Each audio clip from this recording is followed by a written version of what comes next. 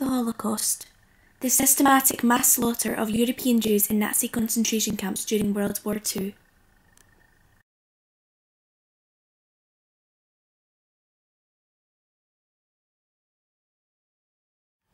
It's estimated that 6 million Jews were killed in the Holocaust, and an additional 5 million others were killed in the camps, including Roma gypsies, homosexuals and prisoners of war. German records show the existence of 1,200 camps, but other sources mention 1,500. Lily and I were given the opportunity to visit the largest remaining concentration camp and possibly the most famous, Auschwitz. So Lily, how are you feeling about the Auschwitz trip tomorrow? I'm really looking forward to developing my emotional understanding of the Holocaust rather than just my knowledge about it. Do you feel prepared for this? I don't think you can really be fully prepared for it. I think that I'm as prepared as I can be, but that still doesn't quite reach the extent of being completely ready to go. So, can you tell me a bit more about your family's struggle in the Holocaust? Well, it was my granddad on my mum's side, his brother and his mum and dad.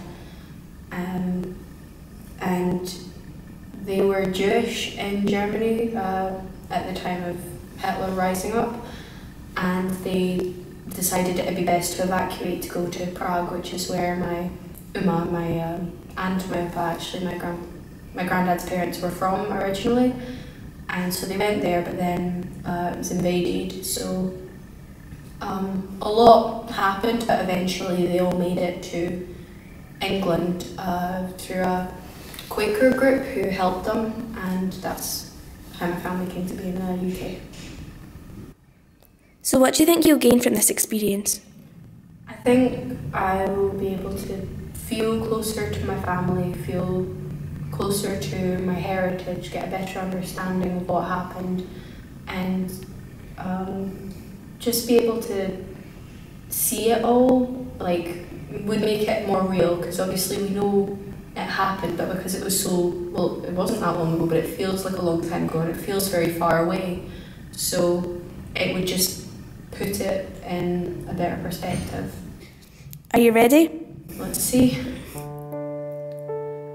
We were taking part in the Lessons from Auschwitz project, which allows young people to visit Auschwitz in order to remember all those murdered during the Holocaust. Since 1999, this organisation has been able to offer this opportunity to over 30,000 teenagers. Nobody really knew what to expect when we got off the plane either. It was a surreal experience for all of us, but one that would change us all in ways we couldn't imagine. Nobody really knew how to act at the airport or on the plane. In some ways we were excited, but it also felt wrong.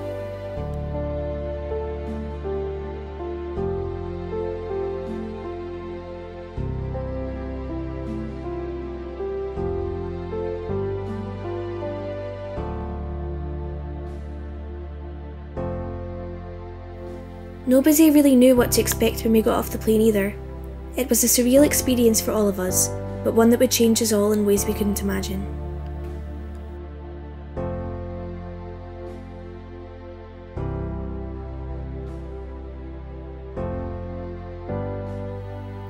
Our first stop was the town of Auschwitz, which the Nazis renamed Auschwitz during World War II. This town was filled with Jewish people before the Nazis came and took over.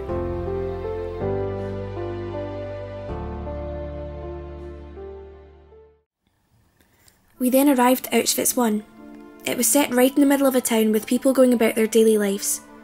We couldn't understand how people found it normal to live right next to a place like Auschwitz, which is famous for torturing and murdering so many innocent people.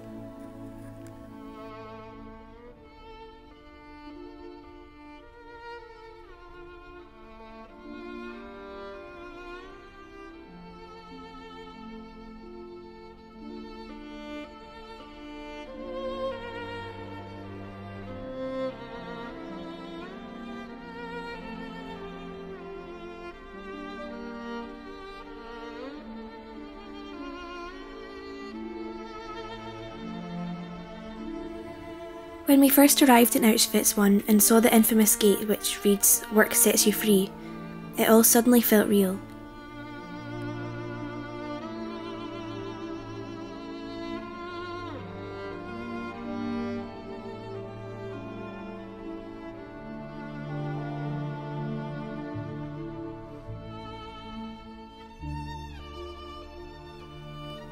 One and a half million people come to visit Auschwitz every year.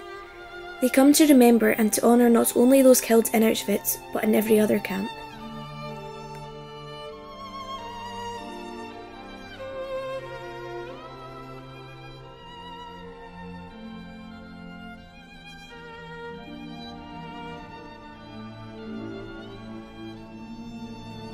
The fact that there were so many belongings made it so much more personal.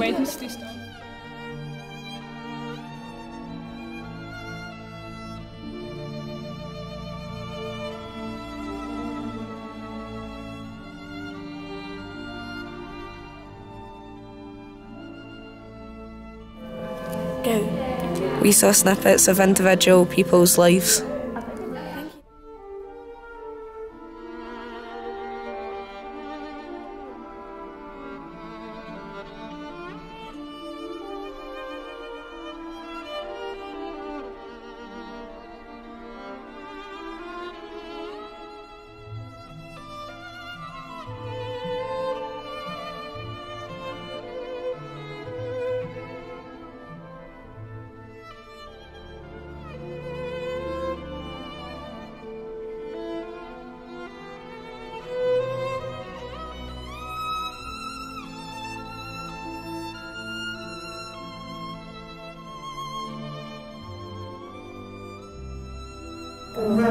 It was surreal being inside the gas chambers, knowing what happened there.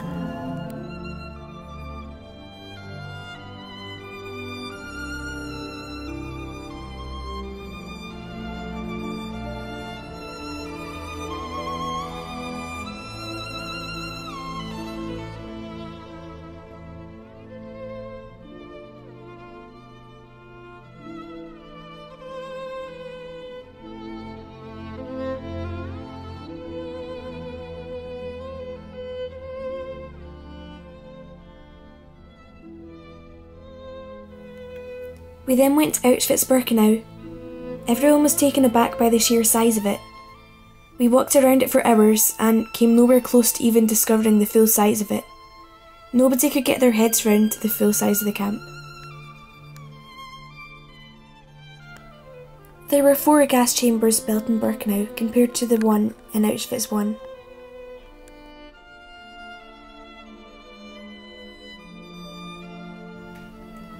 The camp was divided into 9 sections and were all split by electric fences.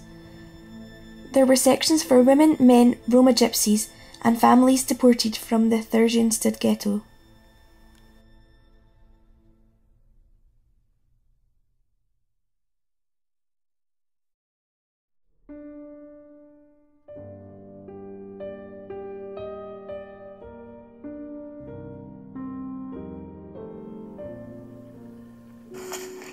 I don't think you can fully prepare yourself to witness something like Auschwitz. You see it in pictures and films, but you can't quite understand what happened there until you're standing right in it.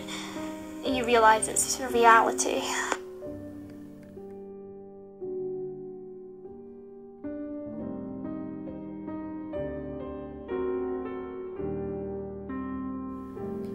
Our tour guide, Lauren Roberts, told us that between 1.3 and 1.5 million people were murdered in those chambers at Auschwitz. More than 90% of them were Jews.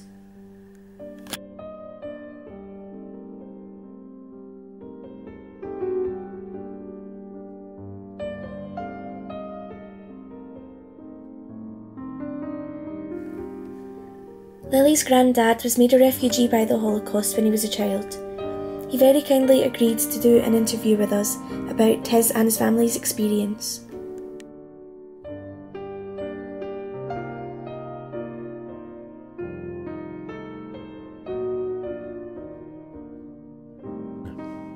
An interesting initiative. I don't know whether English schools do it.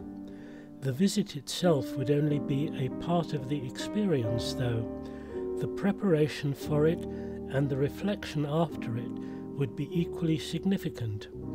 I myself have visited another camp, Terezin, where most of my mother's relatives died, and remember it as being quite harrowing. I'm glad the Auschwitz visit will feature in the Holocaust memorial events at your school.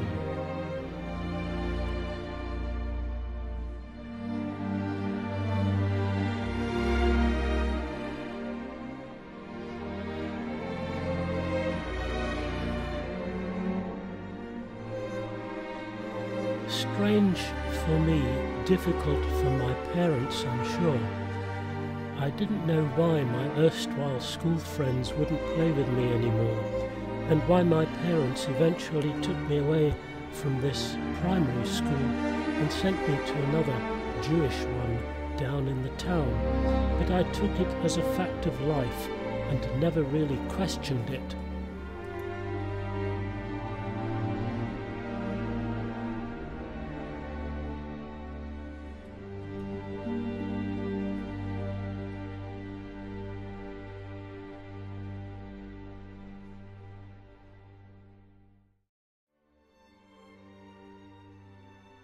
My answer to this question has changed over the years as I've grown more aware of its significance.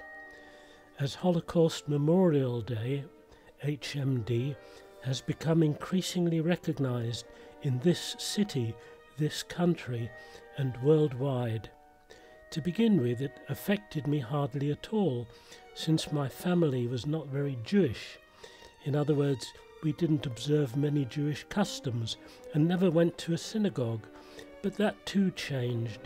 My parents' ashes now lie on my brother's grave in an Orthodox Jewish cemetery in East London, and I take part in HMD events here in York. Any act of ethnic cleansing is reprehensible. The Holocaust wasn't the first, and sadly, it's not the last to be recorded, but it was probably the worst in history.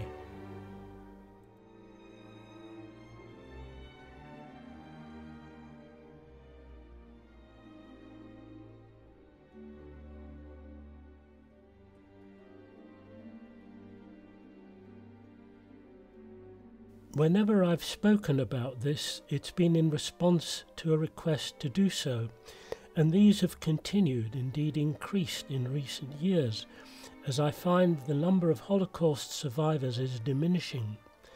I've written about it partly for the same reason, and partly to include it in my autobiography, written for the benefit of my children, grandchildren, and great-grandchildren.